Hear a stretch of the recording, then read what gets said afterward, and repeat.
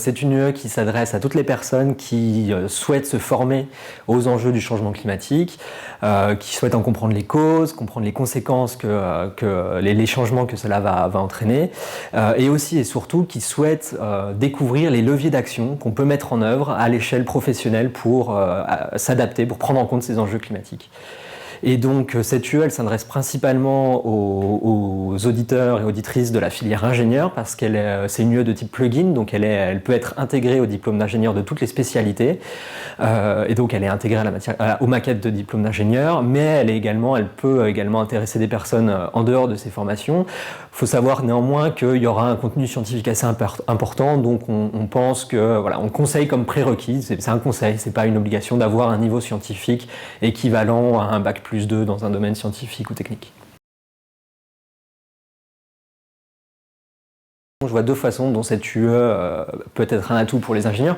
D'une part, elle répond à une forte attente du public en formation ingénieur. Ça, c'est très perceptible en formation initiale. Donc on voit bien sur les campus des écoles d'ingénieurs qu'il y a une mobilisation des étudiants pour qu'on prenne en compte pour intégrer plus dans leur cursus de formation les questions liées au changement climatique. Donc ça, c'est visible en formation initiale, mais on a beaucoup de signaux au CNAM qui laissent penser que c'est le cas également en formation continue, au CNAM, en formation professionnelle. Donc voilà, ça répond à une forte demande. Les gens ont envie d'être formés à ces enjeux et à connaître ce qui peut être mis en œuvre dans leur pratique professionnelle. Et l'autre atout que je vois, c'est que l'impératif de réduction des gaz à effet de serre, il commence à être traduit dans la loi à l'échelle européenne et française. À l'échelle française, donc, la loi énergie-climat de novembre 2019 a gravé dans la loi française donc, l'objectif de neutralité carbone à l'échelle 2050 et de réduction par un facteur 6 des émissions de gaz à effet de serre. Et donc cet impératif-là, il va se traduire pour les entreprises privées, pour la fonction publique, et ça va nécessiter des personnes formées.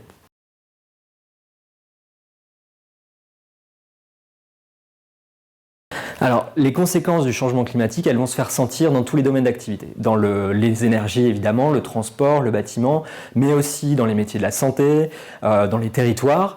Et pour aborder toutes ces conséquences, on va faire intervenir des spécialistes de tous ces domaines qui vont déployer des disciplines très variées. Donc ce sera des sciences du globe évidemment, mais également des sciences de la santé et également des sciences humaines et sociales, de la prospective, de l'histoire, de la sociologie. Vu l'ampleur de la tâche, on ne fera qu'aborder, ce sera une introduction au domaine dans chacun de ces secteurs et avec chacune de ces disciplines, mais ce sera une bonne introduction, plus qu'une plongée en profondeur dans tous ces domaines.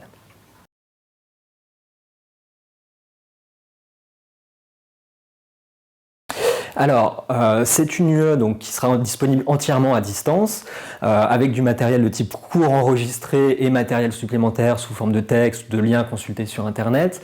On estime le temps de travail à environ 1 heure, 1 heure et demie par semaine sur le semestre.